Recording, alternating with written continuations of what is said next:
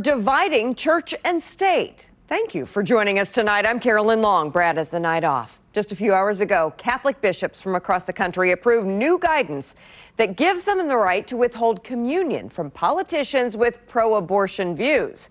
It's something that's already happened to President Joe Biden, who is a devout Catholic. KCTV5's Betsy Webster has been following this debate. Betsy, so what's changing here? Well, in practice, not a whole lot, but there are a lot of factors involved. So we turned to an Avila University religious studies professor who specializes in the Catholic Church to help break it down for us.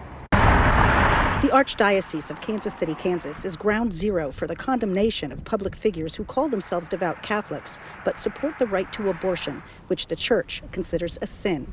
Archbishop Joseph Naumann chairs the National Committee on Pro-Life Activities. Our responsibility to have dialogue and conversation with those who are Catholic but who act in a way contrary to our faith on this basic moral teaching.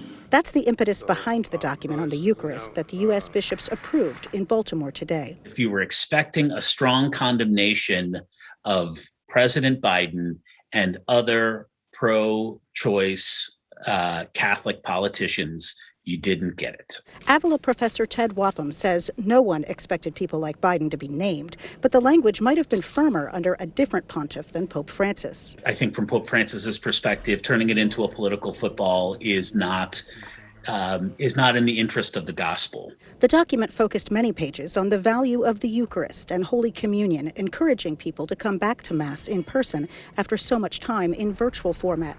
But it did also note, quote, lay people who exercise some form of public authority have a special responsibility to embody church teaching. There's enough in there that you can use and hammer home. But when you read the document as a whole, it's not particularly remarkable. Now, excuse me, got something stuck in my throat there for a second. The document passed 222 to 8, but it still needs the Vatican's approval. Reporting live, Betsy Webster, KCTV5 News.